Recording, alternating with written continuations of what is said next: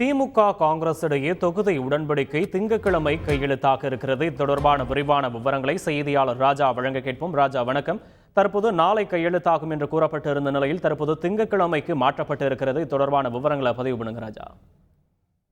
வணக்கம். மக்களவை தேர்தலில் திமுக கூட்டணியில் காங்கிரஸ் கட்சிக்கு 10 இடங்கள் வழங்கப்பட்டு இருக்கிறது. அதில் தமிழகத்தில் 9 மக்களவை தொகுதியிலும் புதுச்சேரியில் 1 தொகுதியும் காங்கிரஸ் கட்சிக்கு ஒதுக்கீடு செய்யப்பட்டிருக்கிறது. ஆனால் எந்தெந்த தொகுதியில் காங்கிரஸ் கட்சி போட்டியிடுவது குறித்து இன்னும் முடிவு செய்யப்படவில்லை. தொடர்ந்து இழுபறி நீடித்து வருகிறது.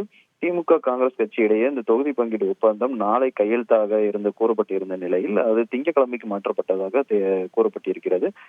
திமுக காங்கிரஸ் கூட்டணி காங்கிரஸ் கட்சிக்கு கடந்த முறை போட்டியிட்ட 7 இடங்களில் மீண்டும் வழங்க திமுக முடிவு செய்துள்ளதாகவும், அதாவது கன்னியாகுமரி, விருதுநகர், ஆரணி, தேனி, சிவகங்கை, கிருஷ்ணகிரி, திருவள்ளூர் உள்ளிட்ட 7 தொகுதியும் இன்னும் காங்கிரஸ் கட்சி வழங்கப்பட உள்ளதாக கூறப்படுகிறது.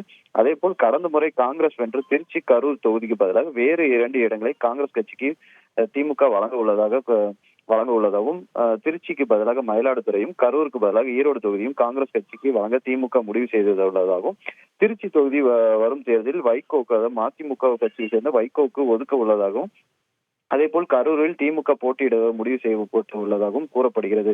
ஆனால் திருச்சியும் கரூரும் காங்கிரஸ் கட்சி கேட்பதால் தொடர்ந்து இந்த 2 தொகுதிகளை முடிவு செய்வதில் இழுபறி நீடித்து வருவதாக கட்சி வட்டாரங்கள் தகவல் தெரிவிக்கின்றன. விவரங்களுக்கு நன்றி ராஜா. செய்திகளை உடனுக்குடன் தெரிந்து கொள்ள உடனே சப்ஸ்கிரைப் பண்ணுங்க.